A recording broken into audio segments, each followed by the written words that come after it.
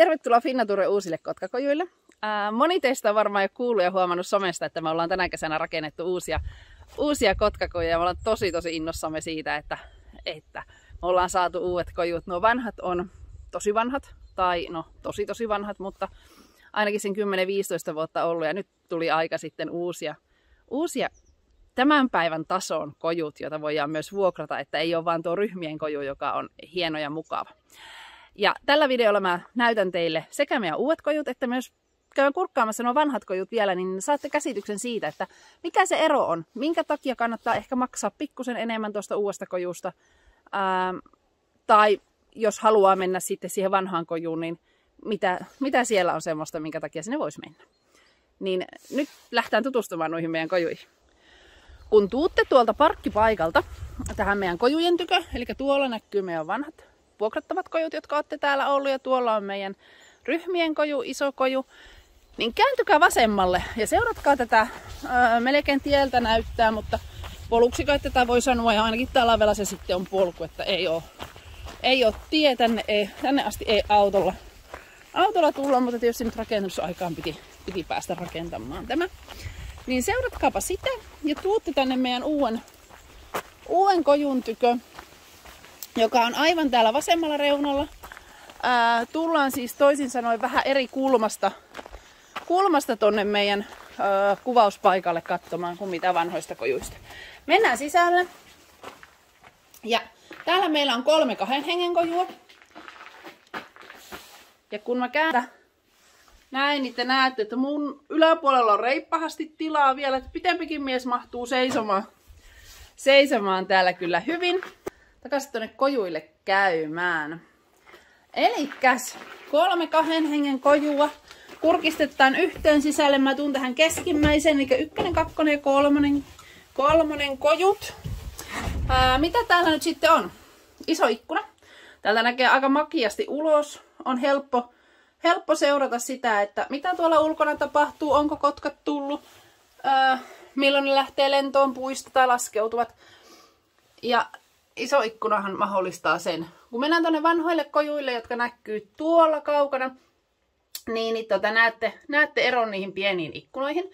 Tuossa ihan reunassa näette myös tuon meidän ryhmille tarkoitetun kojun, joka on hyvin samantasoinen kuin tämä meidän kojun, tai nämä uudet kojut tässä nyt. Pikkulintujen ruokinta on tuossa eessä, eli tuossa näkyy 1 ruokintapaikka ja tuolla on toinen ruokintapaikka näkyy. Ja sitten tuossa kalliokummullahan on jo lähin syötti, kun mennään tuosta lintujen ruokinnasta vähän tonne vasemmalle vielä. Eli siinä mielessä niin kotkat tulee hyvin lähellä. Ja pikkulintuja pääsee kuvaamaan, tuohon on jotakin laitettukin tuommoisia somistusoksia, missä sitten pikkulinnut voi istua ja olla ja te pääsette kuvaamaan. Näin syyskuussahan spesialiteetti on varpushaukat, eli varpushaukat tulee tänne ja ovat aika rauhassa, koska keskittyvät toisiinsa. Täällä on useampia varpushaukkoja ja sitten närhiin, niin kuvaamaan pääsee tosi hyvin varpushaukkoja. Toki kotkatkin käy, mutta se varpushaukkabisnes on ehkä se syyskuun erikoisuus täällä. Toki myös ruskan värit. Mutta mennään tähän kojuun takaisin. Elikkä 2 kuvauspussia kaikille. Jokainen saa 2 kameraa. Meillä on vastaava systeemi täällä kuin mitä meillä on tuossa meidän isossa ryhmille tarkoitussa kojuissa. Eli jos olet kuvauskursseilla käynyt, niin tiedät mistä puhutaan. Kiskosysteemi, tämmöiset kelkat, joihin voi oman kuulopään, videopään kiinnittää tuohon, joka sitten liikkuu vasemmalle ja oikealle tässä kelkassa tai tässä kiskossa. Tämän kiskon korkeutta voi säätää, eli tuolla on tämmöiset ruuvit, jotka voi opsista löysyttää. Näin, löysytetään molemmilta puolilta. Ihan ensimmäisenä, kun rupeatte laittamaan kameraa. Löysyttäkää ja laittakaa korkeus semmoiseksi kuin haluatte. 2 kädellä huomattavasti helpompaa kuin 1 kädellä. Ja kiristäkää nämä ruuvit kunnolla. Koska nämä ruuvit, jos ne jää löysälle ja sitten laitetaan 2 kameraa, niin se saattaa jossakin vaiheessa rösähtää alemmas. Eli kannattaa aina tarkistaa, että nämä ruuvit on kiristetty. Sitten pannaan se oma videopää, kuulopää tuohon ja kuvauspussiin kamera. Muistetaan kiinnittää kuvauspussi kunnolla ja kiristää se, että täältä ei pääse lämmintä ilmaa sitten pihalle ja aiheuta ongelmia. Mutta semmonen systeemi, ihan vastaava kuin vanhoissa kojuissa. Meillä on valot täällä. Eli on niin uudet ja hienot, että minäkään muistanut. Eli tuolla oli se toinen ruuvi, mitä ette äsken nähnyt, kun minä pimiässä tuusasin. Valot voi laittaa päälle silloin, kun laittaa tavaroita aamulla. Laittakaa kaikki valmiiksi, mutta sitten kun kaikki on valmista, niin valot aina muistetaan sammuttaa, koska jos meillä on valot kojussa, niin liike näkyy ulos ja kotkathan ei siitä tykkää. Meillä on täällä lämmitysjärjestelmä, otas nyt pannaan vielä valot, niin näette. Tuossa on siis kaasulämmitin, ihan vastaava Sunwindin lämmitin kuin mitä tuolla vanhoissa vuokrattavissa kojuissa. Eli sieltä sitten tuolla on kaasun hana. Pulloon ei koskea, vaan tuossa on kaasulle hana. Ja mä teen omat videot sitten tuosta kaasulämmittimen käytöstä, niin näette sen, jos se ei ole tuttua. Mutta kaasupulloon ei pitäisi kenenkään koskea täällä. Mitäs muuta? Kysymys on aina tosta. Hei, mä näytän vielä tämän. Diesel heater on toinen. Eli varalämmitys tai kumminpäin vaan diesel heater toinen, kaasulämmitys toinen vaihtoehto. Ja niistä tulee tosiaan omat videot sitten, että näette miten ne toimii vielä. Mutta sitten mennään vessaan. Etenkin naisilla aina kysymys on se, että minkälainen vessa on, onko vessaa, mitä apua, koska se on helpompaa miehillä siihen pulloon pissata, joka jossakin on vaihtoehtona tai ämpäriin, mutta meille naisille se on vähän ikävämpi homma, niin kunnon vessa on aina positiivinen ja sen olemassaolo on mukava tietää. Pisuaari miehille siinä. Ja sitten pönttö tossa, ihan huussimallin pönttö, käyttäkää kaariketta on tuolla nurkassa. Valo löytyy, paperia, käsidesiä pitää vielä tuua, sitä näköjään ei ole, mutta se pitää tuua. Mutta semmonen oli meidän vessa. Ja tässä on tää eteistila vielä, eli hyvin niinkö avaraa valosaa, kivaa. Kojussa ei ole ihan seisomakorkeus ehkä, mutta ei olekaan, mutta sitten tuossa eteistilassa voi käydä seisomassa. Et se on semmoinen huomioarvoinen asia, että tässä voi käydä vähän verryttelemässä sitten pikkusen, jos tuntuu, että tarvii verrytellä. Mutta mennäänpä katsomaan nuo meidän vanhat kojut vielä, niin näette sen eron, että miltä se näyttää. Tai käypä kurkkaan, te jotka olette täällä käynyt, niin käydään kurkkaan tästä vielä. Niin näette ollaan vähän tämmöisessä erilaisessa kuvakulmassa, mutta yhä samalla tavalla, eli on tuo mäki tuossa, pieni kallio, joten päästään silmän korkeudelle kotkien kanssa. Ei tarvitse alaviistoon kuvailla täällä, vaan silmän korkeudelta päästään kuvaamaan kotkia. Ja tuossa on sitten tuo muurivi, mutta mennäänpä katsomaan sitten nuo meidän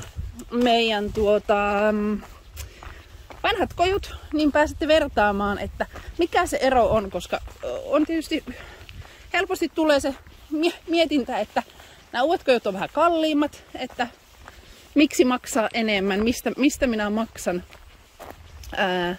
verrattuna siihen, että menisin tuonne vanhaan vuokrattavaan kojuun, koska sekinhän on ihan samalla paikalla oleva. Niin tipastaanpa sinne. No niin, tästä tullaan meidän vanhoille kojuille. Otin lampunkin matkaa, niin nähdään jotakin siellä. Tähän on heti niin kuin matalampi. Eli ei ole seisomakorkeutta, jopa minun mittainen alle 170 senttinen joutuu kyyristymään, kun tullaan etteiseen. Kojut on myöskin matalat, eli täällä koko päivänä ei ole seisomakorkeutta missään. Tuolit ei ole ihan yhtä hyvät, mutta ihan kivat tuolit, ei mitään. Kyllä näissä päivä istuu, on monta vuotta istuttu. Ikkunat nähdään samalle, tuossa on kuvauspussin naru eessä, mutta nähdään samalle kalliolle, nähdään siellä on Jari somistamassa justiinsa myöskin kallion lailla. Eli ihan täysin samalle kalliolle nähdään. Samat kotkat käy, mutta ikkunat on tietysti paljon pienemmät. Ja sehän tarkoittaa sitä, että kun me täällä istutaan, niin me on paljon vaikeampi nähdä, että jos kotkat vaikka lentää tuolla tai laskeutuu tuonne puihin. Niin täällä on vähän heikompi näkyvyys, täällä pitää olla paljon tarkempana kurkkimassa, että mitä siellä ulkona tapahtuu, näkyykö jotakin versus tuo uuskoju. Kuvauspaikkoja varmasti riittää kaikille. Tää on 2 hengen koju ja täällä on 4 kuvauspaikkaa. Eli sinällään kaikille on 2 kuvauspaikkaa täälläkin. Mutta pöydän korkeutta ei pystytä säätämään. Eli siinä on vain hylly ja sitten tämmöinen ground body, mitä voi liikuttaa, mutta se ei tietenkään liiku yhtä sujuvasti kuin sitten se oikea kisko siellä. Lämmitys, sama Sunwindin kaasulämmitin ja kaasupullo, eli siinä mielessä ei ole mitään eroa sillä, että miten, tai no tuolla toisella puolella on diesel heater sitten toisena vaihtoehtona. Käydään täällä toisessa kajussa, täällä on penkki, eli täällä ei ole tuolit, vaan täällä on penkkisysteemi. Penkillä voi istahtaa. Ikkunoita vähän enemmän, tulee jo tänne sivullekin, mutta täällä on vähän sama hopsista heijaa, että tätä pikkusen enemmän joutuu kurkkimaan, että mitä siellä maailmassa tapahtuu, jotta näkee sen. Ja osa, nyt täyttää vetää vähän huurunkin nuo ikkunat, mutta osa on pikkusen sameentunut jo ikkunoistakin sitten, että ei ole ehkä siinäkään mielessä ihan yhtä hyvä näkyvyys. Mutta peruskoju, hyvin perustasoinen koju moneen paikkaan verrattuna vielä tänäkin päivänä, jos me verrataan minkälaisia muissa paikoissa on kojuja. Samat kotkat, sama etäisyys, että ei sinänsä vähän eri kuvaa kulma, valon suunta, mutta että sinänsä ei niinku huonoja nämäkään kojut, mutta että vähän vanhemmat, vähän askeettisemmat, sanotaan näin. Ja vessahan täältä löytyy myöskin, mutta huussikin on pienempiä, matalampia. Ja ottalampun tarvii, täällä ei ole automaattisesti syttyviä valoja eikä uusia noita systeemejä mitään. Eli periaatteessa molemmat on kyllä ihan toimivia kojuja, mutta että jos mukavuutta haluaa, niin silloin kannattaa satsata tuohon. Hintaerohan niissä on jonkun verran, mutta tosiaan niin tässä näette itse asiassa, jos mä menen tähän kojun viereen seisomaan tällä lailla näin, niin kojuhan on minua lyhyempi.